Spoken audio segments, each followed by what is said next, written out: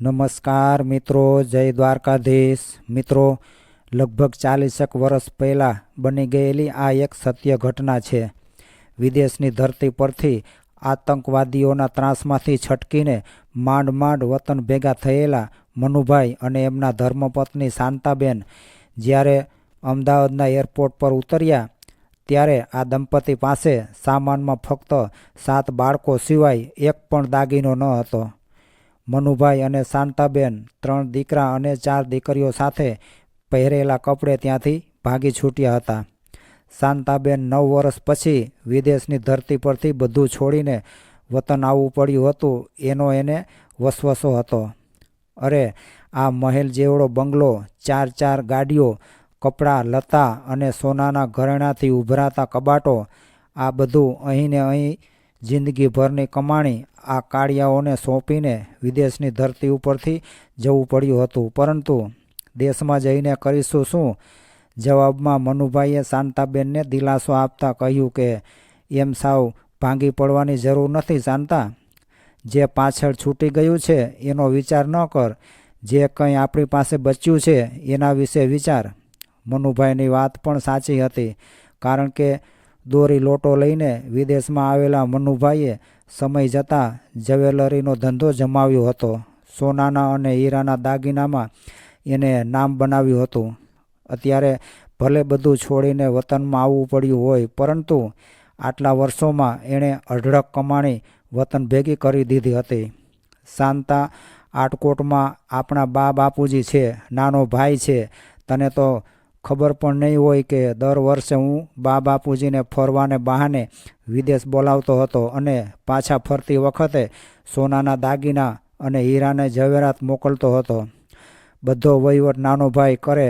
આપણી કમાણીમાંથી અત્યારે 41 ઓરડાની વિશાળ હવેલી આટકોટમાં ઊભેલી છે. બાપુજીએ ટ્રાવેલ્સનો ધંધો જમાવ્યો છે, એ પણ આમ જુઓ તો આપણો જ છે ને. ભલે આપણે વિદેશની ધરતી છોડવી પડી હોય, એનાથી જરાય દુઃખી થવાની જરૂર નથી. આપણી 7 પેઢી ખાય એટલું ધન બાપુજી અને નાના ભાઈને આપી રાખ્યું છે. તારા 4 દીકરાઓ રાજાના કુંવરોની જેમ ઉછરેલા છે અને એમ જ ઉછેરશે. શાંતાબેન આ બધી વાતોથી અજાણ હતા. મનુભાઈએ સત્ય હકીકતની બધી વાત કર્યા પછી શાંતાબેનને શાંતિ વળી. છેલ્લા 20 વર્ષોમાં એ પતિની સાથે 4-5 વાર વતનની મુલાકાતે આવી ચૂક્યા હતા, પણ ત્યારે એમણે એવું ધાર્યું હતું કે આટકોટની જાહો જલાલી એમના સસરા અને દિયરની કમાણીનું પરિણામ છે. છેક આજે સાચી વાતનો ફોડ પડ્યો.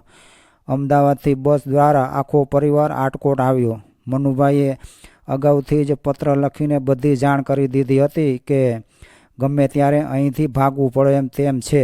પણ સાવ ખાલી હાથે આવેલા મોટા દીકરાને જોઈને બાપુજીએ મોં બગાડ્યું. નાનો ભાઈ પણ નારાજ હતો. ચોરસ બાંધકામમાં ઊભેલા 40 ઓરડાઓની વચ્ચે વિશાળ ખુલ્લો ચોક હતો. એટલો વિશાળ કે એમાં 10 બસો પાર્ક કરેલી હતી. તો પણ ક્રિકેટ મેચ રમી શકાય એટલી જગ્યા બચી હતી.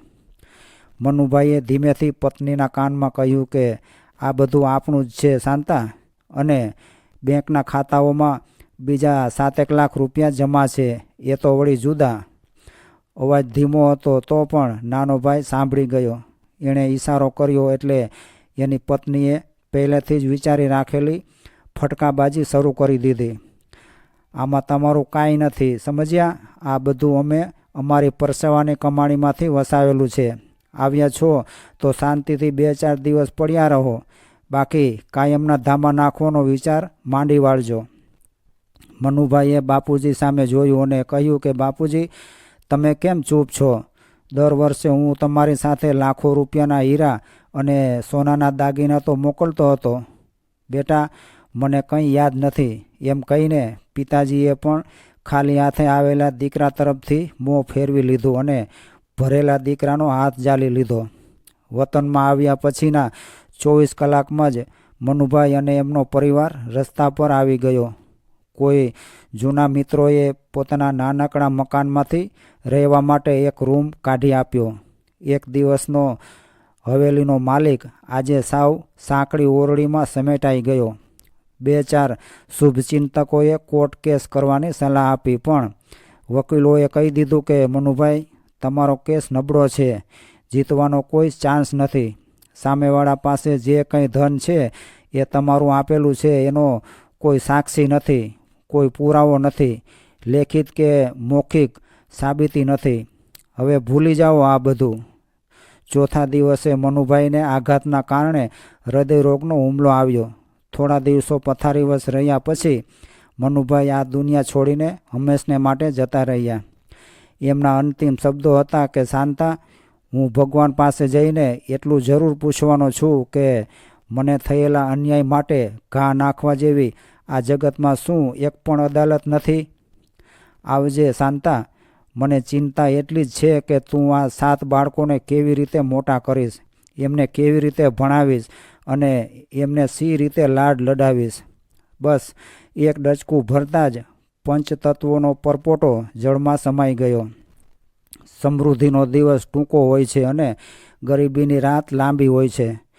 મનુભાઈએ દુનિયા છોડી ત્યારે એમનો સૌથી નાનો દીકરો 10 વર્ષનો હતો અને સૌથી મોટો 20 વર્ષનો હતો. પિતાજીની ઉત્તરક્રિયા પતાવીને મોટો દીકરો એક હાર્ડવેરની દુકાનમાં, વેપારીની દુકાનમાં 500 રૂપિયાના પગારથી નોકરીએ લાગી ગયો. આ ચપટી જેવડા પગારમાં 8 જણા શું ખાતા હશે અને શું પહેરતા હશે એ કલ્પનાનો વિષય છે. પણ ત્યારનો જમાનો સારો હતો, માણસો સારા હતા અને મરનારની સુવાસ બરકરાર હતી, એટલે વાંધો ન આવ્યો. 5 વર્ષ ટીપાયા પછી મોટા દીકરાએ એના શેઠને કહ્યું કે શેઠ, મારે પ્રાઇવેટ ધંધો કરવો છે, તો શું તમે મને મદદ કરશો? શેઠે સલાહ ન આપી પણ સહાય જરૂર આપી. નાની નાની ઉધાર સાથે થોડો થોડો માલ આપવા લાગ્યા. મોટો દીકરો બીજા 5 વર્ષમાં નાથામાંથી નાથાલાલ બની ગયો. આજે તો હાર્ડવેરની માર્કેટમાં નાથાલાલના નામનો સિક્કો પડે છે. પહેલાં 3 બહેનોને સારા ઘરે પરણાવી, પછી 4 ભાઈઓ પરણ્યા. એમના માતુશ્રી શાંતાબા આજે 90 વર્ષના છે અને વિશાલ કુટુંબની માથે વડલો બનીને પથરાયેલા છે. આ બધું રાતોરાત સિદ્ધ નથી થયું, પણ આ ચમત્કારને સાકાર થવામાં 40 વર્ષ લાગ્યા હતા.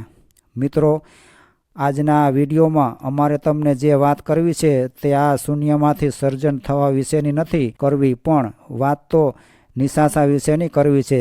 જે મનુભાઈ મરતી વખતે આ પૃથ્વીની હવામાં મુક્તા થઈ ગયા હતા, મને ન્યાય અપાવી શકે એવી એક પણ અદાલત શું આ જગતમાં નહીં હોય?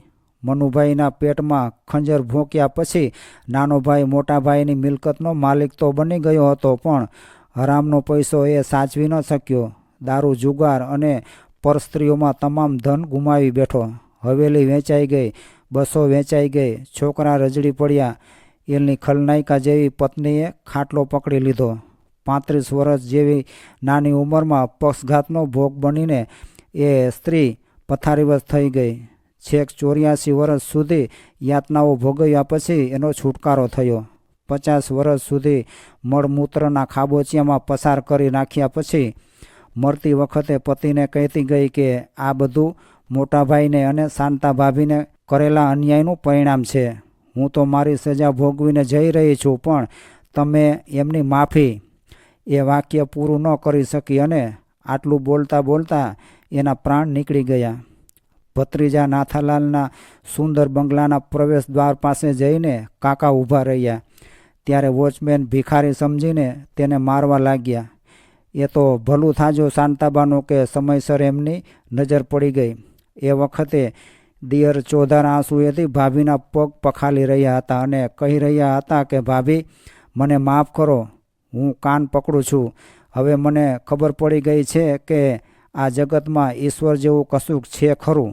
એના દરબારમાં દેર જરૂર છે, પણ અંધેર નથી. શાંતાબાએ એકવાર આસપાસ નજર ફેરવી લીધી, કોઈની સાથે વાત કરી લીધી.